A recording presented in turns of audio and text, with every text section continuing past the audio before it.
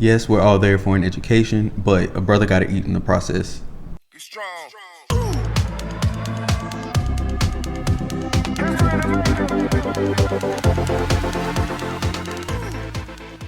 So this video is going to be about working in undergrad. So throughout undergrad, I participated in a few different groups and different organizations and whatever else I felt like doing at the time.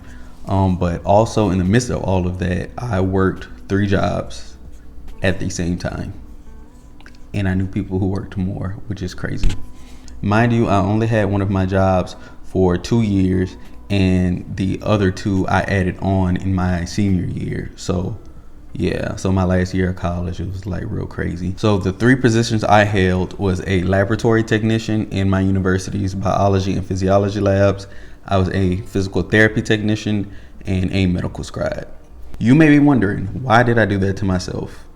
And I'm here to tell you, I actually do have a good reason, I think. So for starters, I needed some money. I had things to pay for, I had things I wanted to do, and I was just overall tired of being a broke college student. Now, as a disclaimer, I was still a broke college student even after working all 3 of these jobs, but we'll get more into that later. So the second most important reason why I worked these jobs is because not only did I want to work positions that benefited me financially, I needed something that was going to benefit me academically as well. So the pay honestly wasn't the best in any of these positions, but it was definitely worth it in my opinion. And one thing I want to say before I even get too far in the video is that we're all different. We're all on different journeys. We are taking different paths and on our way to different destinations. Life itself is not one size fits all, so college is not the same way either. So what works for me, what works for me might not work for you. What worked for you might not work for me. And everybody is doing their own thing and adjusting to the cards that they're dealt.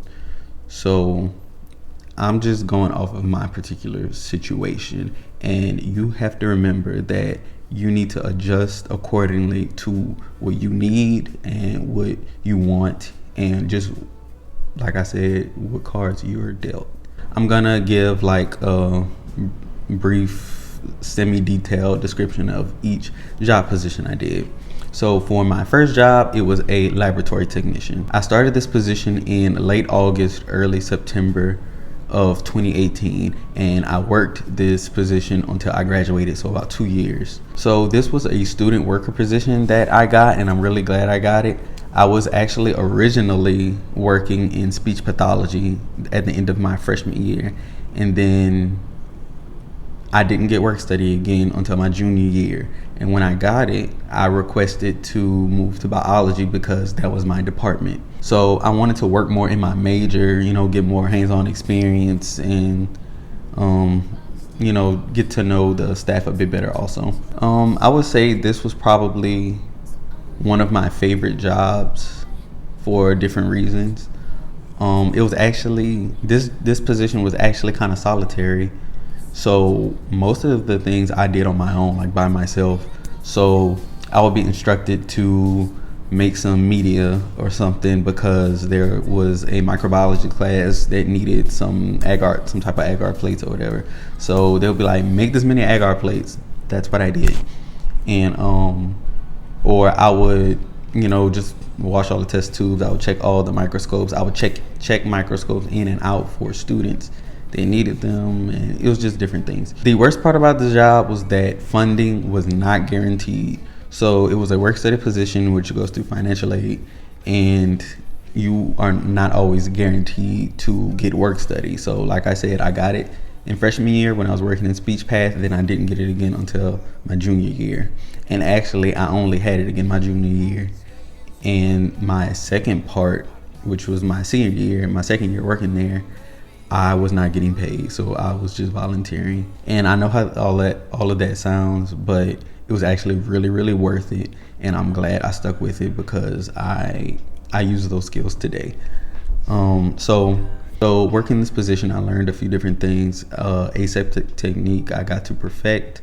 I was able to work very closely with the staff within the biology department. So that was important for mentorship and just getting to know the people that I'll be spending a lot of time with. I learned proper lab protocols.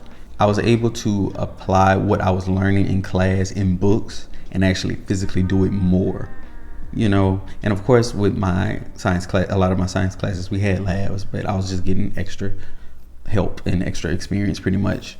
And I actually got the opportunity to teach a class my senior year, but I decided not to because I was just too busy. But yeah, they were gonna let me teach. They were gonna let me do a mock teaching for one class for a microbiology class. It was nursing microbiology. Yeah. So my second job that I got was a physical therapy technician. I started working as a physical therapy tech in September 2019. The reason I did this is because I didn't get funding for my lab technician position. So I was just volunteering at this point, in August when we got back to school. I was like, I need some type of cash flow. So my friend was working as a physical therapy tech, and I'm talking about my friend Diamond. I actually interviewed her on the channel, so you guys go check that out. But she was able to get me on at the clinic she was working at as a physical therapy tech. So we worked together, which was really fun. So even though I wasn't pursuing physical therapy as a career like my friend was, it still offered me patient care experience. And I thought, this is a different side of science, or the biomedical sciences, So I was getting the clinical and analytical side in the lab, and now I was getting the patient care experience, which helped me a lot. This particular job was very hands-on. So I had volunteered in a hospital before, and I had worked in another position, but I didn't actually get to care for patients. With this, on the other hand, I was physically with the patients, and I was helping them through their care plans, and it was actually very interesting to learn, and I got to see a completely different side, and I really like physical therapy. So if any of you are looking for something that's still in medicine, but you might not want to be in the hospital, or even though you can be in physical therapy, definitely check out the physical therapy field, because it's very interesting. You're still getting that same patient care experience. And but aside just from the patient care experience, it was very different from the lab job because it was very social. So I was working under an actual physical therapist, and he was one of the best bosses I had. And then we had our secretary, then we had the other techs, and then we had all the patients. And then our physical therapy clinic was within a gym, so we would kind of interact with people in the gym, or the other staff that was actually in the gym. And it was very different from my solitary position, and I'm very grateful for that because I needed it. So on to job 3. I started as a medical scribe in, I want to say, November of 2019, and I worked until July of 2020. So I applied for this job because I was not getting enough hours at my other jobs. So like I said, I was pretty much working for free in the lab, and then the physical therapy job, it was only Monday through Friday between 9 to 5, and I had class. So I was working maybe once or twice a week, and then I would work way more for holidays and things like that. But other than that, I was working once or twice a week between classes, so I wasn't getting any hours. So with this medical scribe position, I was working in the emergency room department. So I was able to work, it was 24 hours. I was able to work at night and weekends if I needed. And we pretty much just made our own schedule every week. So that helped me a lot. The pay was horrible, but yeah, I did it. So I worked for a local scribe company in Louisiana, and that scribe company placed me with a hospital in Baton Rouge, which is where I was living at the time because I was attending Southern. And that hospital had 3 different campuses that I would work at across Baton Rouge. So there was one in the North Baton Rouge, which was closer to where I was. Then there's the main hospital on the south side of the city. And then there was another smaller hospital emergency room in a different area, Denham Springs. So yeah, I was going to each of those places. You know, sometimes one week I might work at just at the main hospital. Another week I'll work at the main hospital and in Denham Springs, or I might work at all three in 1 week. You never know. So I really liked this position because I was able to work closely in the emergency department with physicians and other primary healthcare providers like PAs and nurse practitioners, and just, you know, other nurses and whoever else was on staff. I got to see how the hospital was run at all hours of the day. I mainly worked at night because I would work after class. When I tell y'all I was having like 16-hour days, some days I would wake up, go to the PT clinic, I would go to class, go back to the PT clinic, then I would go to the hospital and then do the same thing the next day. It was crazy. So yeah, it really gave me the feeling of how the hospital flowed and the whole dynamic of a variety of different positions within the hospital. Overall, yes, you can work in undergrad if you choose or if you need to. So one thing I want to stress is, listen, work to your heart's content. Work all you want, but please keep the focus of why you are there in the first place, and do not overload yourself if you do not have to.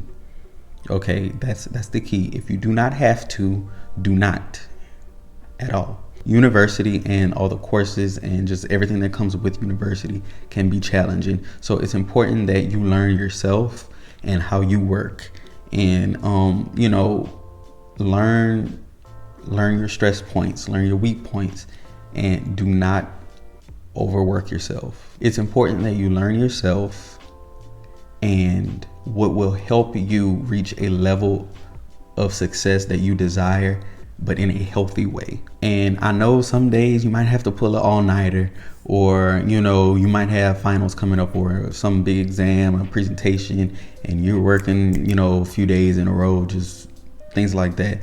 But do not burn yourself out for extended periods of time, because that can lead to long-term deficits. Okay, take care of your health, your mental health, your physical health, and your spiritual health.